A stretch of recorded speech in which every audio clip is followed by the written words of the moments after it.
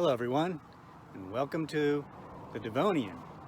I'm standing here at the Baker exit for Corridor H, which is right behind me, and just at the off-ramp from Corridor H heading in the eastern direction towards the intersection towards the town of Baker. On the side of the highway here on the south side, we're going to look at some of the rocks behind me, which are Devonian age, the uppermost part of the Mahantango Formation.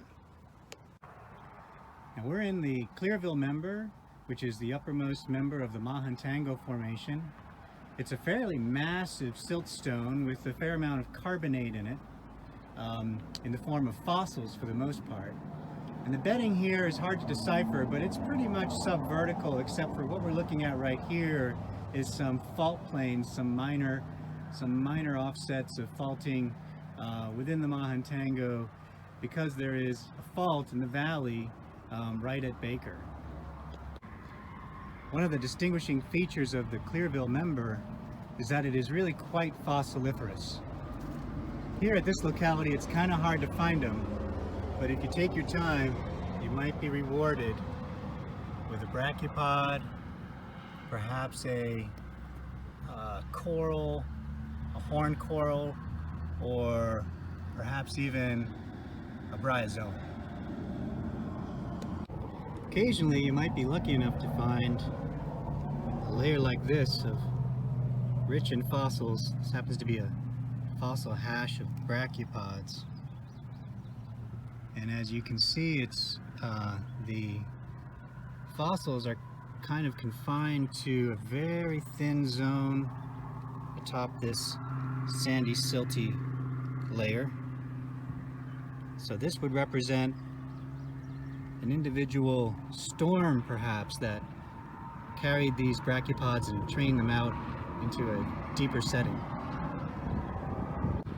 So immediately overlying the Clearville Member of the Mahantango is a fine-grained black shale called the Herald shale. And one of the benefits of being out here on a day like today is, since I was here last, somebody had gone ahead and made markings on the base of this shale here, and then red paint markings every meter above it. I'm going to take a step back here and show you what this shale unit looks like. As I pan up the outcrop, you can kind of see how it's actually recessed against the more massive siltstone below it, which would be to the left.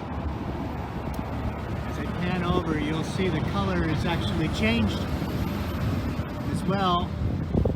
The shale actually weathers to a much lighter color. And so you can see that in the detritus at the base of the outcrop here. I'm going to take a moment, I'm going to pan across, and we'll follow these markings.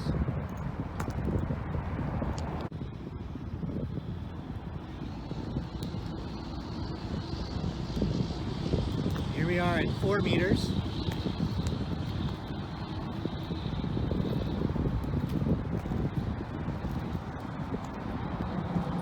I believe that says 9 meters.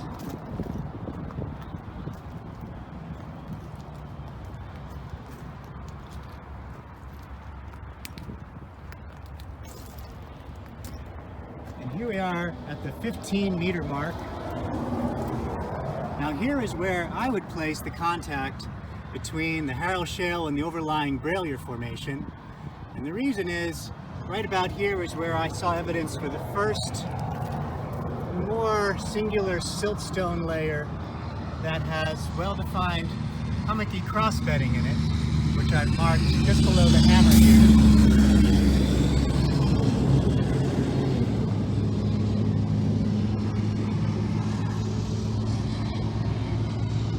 And those hummocky crossbeds indicate that you've come out of a deeper below wave base environment into something that's just touching wave base, so that you're beginning to move the sediments around.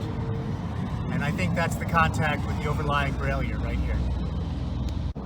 Here's a view of the Herald shale from the other side.